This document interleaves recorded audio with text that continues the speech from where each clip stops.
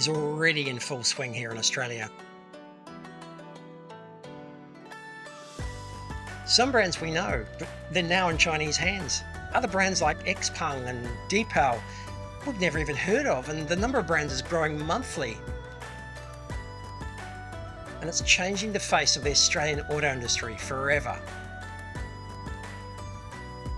Don't get me wrong, we love the new Chinese brands. We love the technology, we love the designs, we love the competition, we love the incredibly competitive pricing. And we love the fact that it's going to provide new and used EV buyers an incredible number of options. Hi, I'm Roscoe from AmazingEV, and perhaps the best person to tell us about the future of the Australian automotive market is someone on the ground in China, who lives there, who reports from China, someone who knows all about it, has tested all the models, has been to all the shows. We're talking about a man who runs Inside China Auto. This is Inside China Auto. Our man in China. I think when the extended range EVs come in, they will eventually kick out the plug-in hybrids. A lot of the stuff is a bit more advanced in China than it might be elsewhere. Chery launched a 6C battery car the other day that can swim, not float, but can swim across a river. The whole of China is on the EV bandwagon. That's it, yeah. And still some of the best ones are yet to come. Thanks, Mark. Look, hey, we've got a veritable Chinese invasion here of EVs and hybrids at the moment. What do you think is causing this? Well, I mean, for a start, it's the fact that there are decent Chinese cars, for one.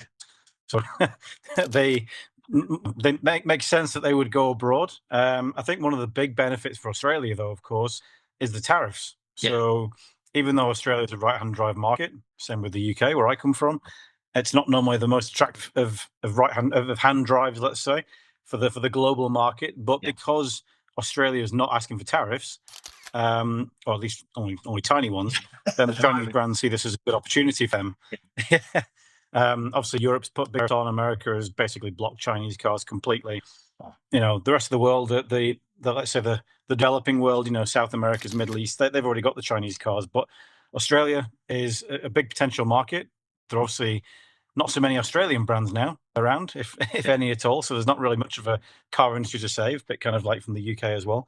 So yeah, I mean, it just makes sense that with Australia kind of pushing towards EVs, some of the best ones are coming from China, and Australia's an attractive market for them. Oh, yeah, we've had 2 or 3 brands from China here for 7 to 10 years now, and yeah, they've really been pushing hard with some budget-conscious SUV style petrol models, and they've carved out some market already. This next wave with 7 or 8 EV, pure EV and hybrid brands is really pushing hard in the Australian market here, and a lot of the brands are new, but they seem to have come so far so quickly, right? If you compare a BYD from 2019 to now, incredible difference in design and style even, right? What was happening over COVID that you saw was some secret sauce there? Absolutely, yeah. I mean, I think one of the benefits that the Chinese had of COVID was the measures worked really well. So after about 2 or 3 months, so I was actually here when it all kicked off, and the country got locked down. I'd come back to visit my wife, and you know, everything stopped instantly overnight. The whole country just kind of stopped. Truck drivers got stuck on the highways. But then about 3 months later, people were going back to work again. Obviously, one of the big benefits is the supply chain is in China. Much of it is in China. So they were able to just keep things rolling. And I mean, when I first left China, 2019, you know, the cars still weren't that good. There was a few good ones coming through. NIO had launched the ES8, and that was kind of like the first really good premium Chinese car. And over the next 2 years, they also just kept plugging away at it and getting better and better. They started to get some proper designers in. BYD, you mentioned, they got Wolfgang Egger in, who was formerly of Lamborghini and Volkswagen, Audi, and that kind of group. So their style and massive turn for the better since then. I mean, BYDs in general have taken a massive turn for the better. Is that a trend that you've seen generally on a lot of the manufacturers, that they've got European designers now? So obviously, I mean, we've got BYD got Wolfgang Egger in from Lamborghini. You've got Avatar, for example. They've got a German-Iranian designer and a design center in Munich. Li Auto have got a design center in Munich. A lot of the brands have basically been bringing in some of these foreign international designers, and they've really kind of helped to build up the local teams. You've got Zeekr, Lynk & Co. They're based in Sweden anyway. They've now got an office in Shanghai. So yeah, a lot of them bring in already a European influence in, and they tend to have, at least 10, 15, 20, in the case of Zeekr, like 40 different nationalities of people who are bringing this kind of this culture together. So I mean, all of that is helping to improve these cars and give them more of a global creation rather than just being Chinese creations. Yeah, it seems like it's like it's an overnight success, and a lot of those brands that we just hadn't seen here in Australia, and still they're coming in numbers. And you did a walk around at one of the shows, and if anyone wants to check it out on Mark's YouTube channel, it's some fantastic walkarounds of some EV shows in China. Just blow your mind, really. And I think you lost count or got over 50 at least in terms of the brand number count, right? And so we've Yeah. probably seen 10 or so here names that are brand new and completely foreign, literally, to the Australian market, but establishing a presence really quickly here. And so, do you see more coming? Yeah, well, there's definitely more headed overseas. I think Neo, obviously, they're one of the big names that are going to be likely on the page next. Li Auto probably going to be a little bit further behind. They were looking to come early, and then they decided to hold off a little bit and secure their kind of China market. But as I said, they just opened a design center in Munich, so they're clearly looking to kind of target European, ideals and regulations and things like that. I think Avatar probably might be one of the next ones as well to start heading abroad. They're a really attractive brand, very stylish. And I think even some of the state-owned brands, they're going to start bringing out more of theirs. The IM cars soon, I Yeah. believe, in Australia, which will probably be badged as MGs, unless they still come over as IM. They're still working that out. But yeah, so there's still some big ones to come yet. It's absolutely amazing from our perspective, just how many brands there are, how many models there are. And I think I counted in one article online over 400 different models from the 50 odd brands at least that you've counted. So just Yeah. incredible. Go back to, if you can, what maybe drove, from your perspective, a couple of stints, as you've already mentioned, in China over the years. What drove the EV market, particularly in China? Was it technology? Was it the government? Was it the environmental factors? What sort of thing actually pushed them in that direction so hard and so fast in the first place? Yeah, I think there were a few things pushing it. I mean, one of them was that they were always constantly struggling to catch up with ICE technology. They could never quite the train with that one. And then obviously Tesla came along. They were the first foreign company to be 100% owned in China, so they could Yeah, they could own their own factory, make their own stuff. Before then, everybody was a joint venture. So BMWs, they're made by Brilliance, Mercedes Benz, they're made by BAIC, and so on. So they were the first one, and they obviously lifted the game for everybody. They became very popular all over, especially here in China. But I mean, the Chinese government were already looking at EVs. When the government says they're going to do something, yeah, you're not going to get it overturned in 4 or 5 years' time.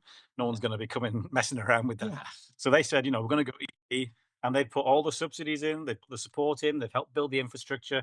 They yeah. basically gave the game, the table for everyone to play on. Mm. And what that did was it brought out a lot of people who wanted to get into the game. And this Yeah. is where you get numbers like 400 EV companies. There Yeah. wasn't 400 EV companies. They'd all got to the table. They didn't make a car. Yeah. Some of them did. Many, you've been into a Chinese auto show 5 or 6 years ago. Many of the brands that showed up then, they've already gone, Mm. fallen by the wayside. Yeah. But in their place have come the big hitters. So the local brands, the ones who were doing those joint ventures with the foreign ownership brands as well, they're starting to bring their own brands in. And in many cases, like Chery, for example, you got 7 or 8 different brands underneath that one. And Yeah. they're all kind of offering something for the market. So yeah, it was really the government support, super clear direction. Mm. The country knew where they were going. The subsidies have helped. The tax incentives and things have helped as well. And everybody's jumped on it. They're really, the whole of China is on the EV bandwagon. We talk about incentives here for buying cars, and different state governments have them, and different governments around the world have them on different levels. Do they have incentives and financial incentives for people to buy EVs in China? Yeah, yeah. They had quite large ones to begin with. They kind of fell off the end to about the end of 2000. Recently started to bring a few of them back in again just to kind Yeah. of get the wave started again. It always helps to do it in the smaller cities because the big cities jump first. Shanghai's and Beijing's, they'll go to EVs straight away. But every other city, the smaller ones, they take a bit more time to get in. So they also get different subsidies for different provinces as well. So it's not a blanket term for China. Different cities will get their own Yeah. their own So different subsidies. different places have different incentives. And have you seen the results? Have you seen the cleaner air? Oh yeah, I mean, since I first went to China about 2010, things have massively improved. Yeah, Yeah, definitely. because you see the before and after, but you don't know how much of that is actually real, and just propaganda again, or we don't have to use that word. How much of it is just misinformation about what it was like before and what it's about now, or selective shots, right? So you've seen the Yeah, results in some of these bigger cities here. It's genuinely better. absolutely. Yeah, and it's quieter as well. I mean, I remember going past like big old chunking diesel buses. They make a lot of noise when you walk past them on the street. And now buses pull up into a bus station and slide away, and it's just kind of it's kind of silent little hum. So it's a lot nicer in terms of the overall kind of volume of the street. The air quality is massively improved, and there's still a lot of room to go. They're only at 50% of new energy vehicles. Some of those still have petrol engines in, so there's still more room to go. Yeah, and I mean, they've had electric buses for a lot longer, which make far more sense doing commuter runs and airport runs and bits and pieces like that. It's made a lot more sense for a long time. I think that's been well established long before electric vehicles, Yeah. as we know them as cars, right? So, and do you think, as we touched on, do you think other government policies, with their wavering on and backflipping on tariffs and incentives, and generally about decarbonation, do you think that's affected Chinese technology growth or the direction they're trying to take as well? Do you think that's having some impact on them? Not so much. No, I mean, I think there's still full steam ahead on EVs. I think Yeah, this year we're going to start to see a bit more extended range EVs because you tend to get when you get a new technology, you get a different rush of people. You get the yeah, ones who dive in first. You get the ones who kind of come in kicking and screaming. They're the ones who stay in their petrol cars. And then you get the ones who are kind of curious but not quite ready to jump in just yet. yeah, And that's probably the middle of the bell curve. So a lot yeah, of those people, they now come into the market and they're changing their cars and going, okay, maybe I'll try a plug-in hybrid or extended range, or if they're really lucky, they'll go for the full EV straight away. And yeah, most of those people, they tend to then go into EVs afterwards once they're happy with the yeah, situation. But I mean, the infrastructure here is fine for everybody. So I think the things around the rest of the world are not necessarily affecting China too much. It's already 1/6 or 1/5 of the world's population. It's yeah. a big enough market on its own to sustain quite a I few know. companies. I would think I would think that their own market was big enough, but I know they've got huge plans and big ways. They've got big plans to be the biggest in the world, and for sure they'll get there. But yeah, they have a pretty big market themselves at the moment, right? So Yeah, that's it. I mean, like 30 million vehicles, at least. I think yeah, vehicles that might include trucks as well, roughly every. So it's a pretty massive market. that's right. And then it brings me to the Australian market. 1.1 million new cars a year, right? And again, I think you've called it the Wild West or the Wild East of the car manufacturing industry. We're only at that stage just now with them evolving, developing. Some will survive, some won't. How many? Well, do you think that a lot of the manufacturers will keep coming to Australia, as we said, and be able to provide the support on an ongoing basis in terms of new buyers and used buyers, particularly where the market that we're located in as a used EV market? Secondhand buyers are going to want to know that the support's going to be there from the warranty perspective, the parts perspective, and make sure the brand's still there, right? So I believe the big ones will be. I mean, obviously, some of them have been around in other markets before. So BYD were in the UK about 10 years ago. yeah, Chery, as you said, have been there before. That yeah, Chery have made their mistakes. They know what they did wrong the first time. Great Wall have been around for a long time. The same yeah, thing. I think what you'll find is, it will help brands like Leap Motor, for example, having the yeah, Stellantis connection, because Stellantis know what it takes to keep yeah. well, I hope they know what it takes to keep a kind of a spare parts thing going. I've heard We different assume they, stories. we assume they do. Yeah, we assume they do. Right. Yeah. So, I mean, I think most of them probably will be. I mean, I think they're much more cautious now about getting it wrong. Australians seem to be incredibly keen to embrace new brands across electrical products. Like I was in the audiovisual industry many, many years ago, and the Chinese brands were coming. The Japanese brands had a strong stranglehold, and the TCLs and the high sensors of this world, and many others have come, and they've taken a great percentage of the market on budget and are gradually moving up the quality scale as well. And for sure, across many different appliances. So, yeah, Australians have had a great propensity to buy on value. I think the quality and the standard features on some of these cars that are around 55, 60,000 here in Australia, incredible compared to what you could get before. That's it. Yeah. I mean, they're bringing good value, especially. I think obviously the premium brand might be one of the reasons why Neo's have been a bit more Yeah. cautious about jumping in, because it does take some time to convert people out of Benzes and BMWs and Yeah. Audis into premium cars, especially when they come from China, which still has somewhat of a cloud around it. But mainstream brands or brands coming in with a really good value, people will look at that, and they are doing. Obviously, they're embracing it in Australia and in Europe too.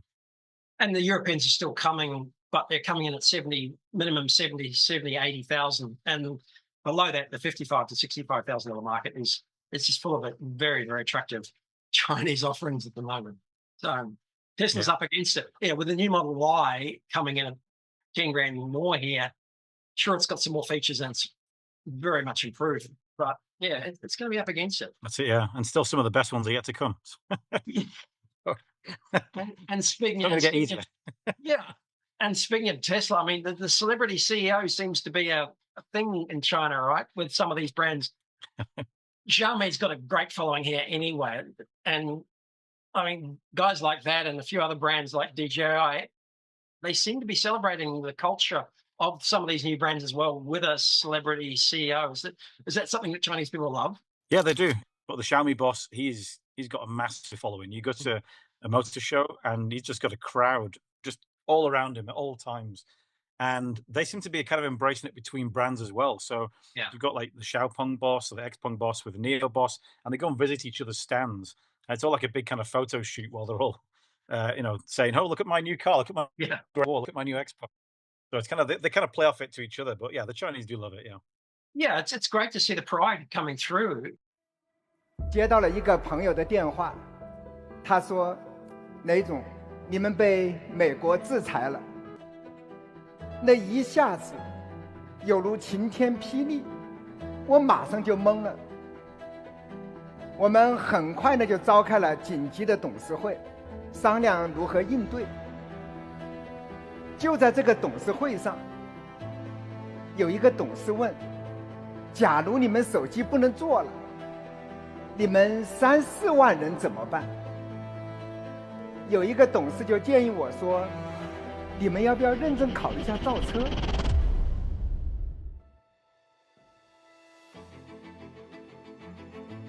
To mitigate the risk of blacklisting, Lei Jun realized that diversifying into electric vehicles would reduce their dependence on the smartphone market and ensure their future in a rapidly changing geopolitical landscape.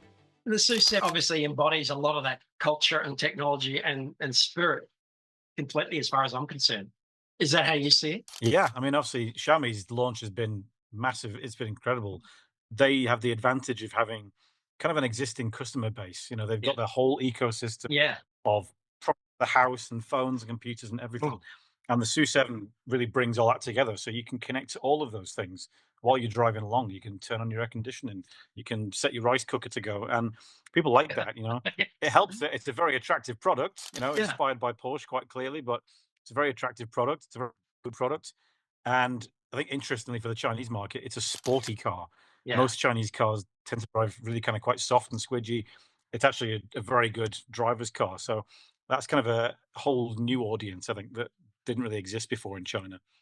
Yeah, and it's interesting you say that because it are the Chinese cars at the moment. Do you see them slightly different, tailored for the Chinese market, whether it be the Zeekr mix as a lifestyle weekend campus style, or something like a car it's probably got a reclining chair for having a bit of a snooze in the afternoon and full massage, those sorts of features, which perhaps don't mean a lot to the Australian market just at the moment. Do you think maybe we'll come around to those sorts of things? But anything else that you think is tailored to the Chinese market that might proliferate out to the rest of the world? Yeah, I think in many cases, a lot of the stuff is a bit more advanced in China than it might be elsewhere. So you see the cars that come to Australia, they don't come with LiDAR, for example. Yeah. So, that's because they have all the urban autonomous driving here, where your cars can drive around the city by themselves. Well, not by themselves, but you still have to have a person, still have to hold the wheel, but they can drive.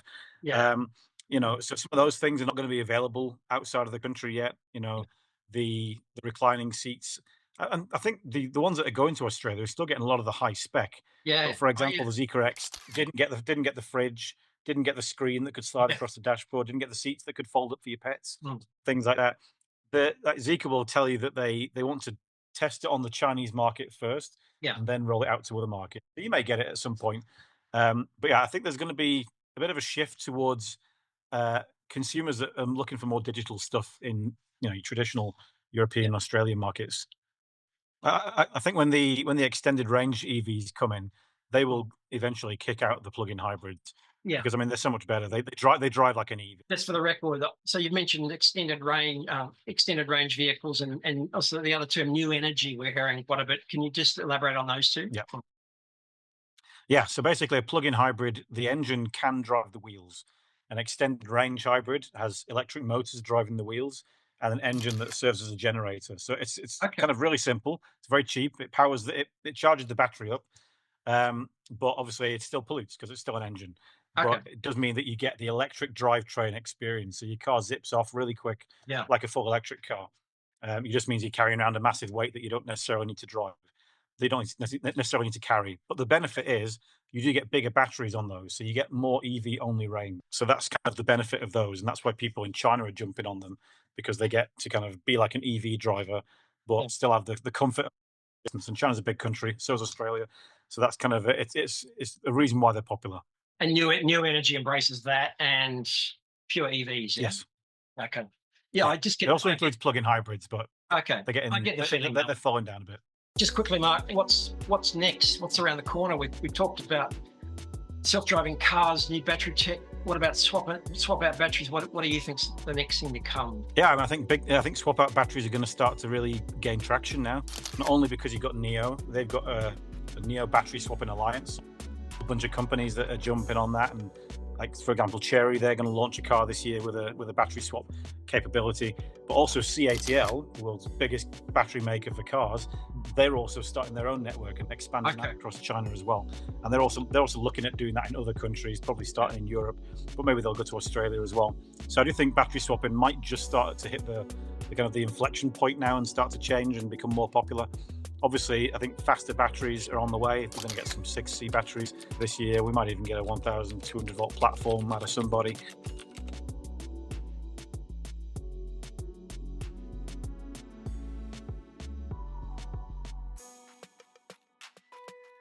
Chery launched a 6C battery car the other day that can swim, not float, but can swim across a river. No, it's amazing. And of course, flying cars.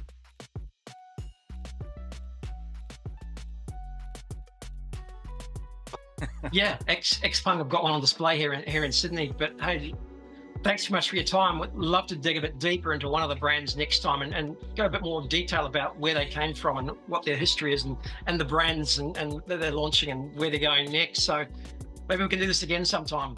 It's been great. Much appreciated, Mark. Thanks, Mark. Cheers. And Xian, I've just checked the airline cost. It's only about $600 or $700 return from Sydney. So clearly they're competing on airfares with about 7 or 8 airlines flying between Australia and China now. So if you want to go and check out the car market yourself, they're competing on airlines and airfares just as much as EVs now as well.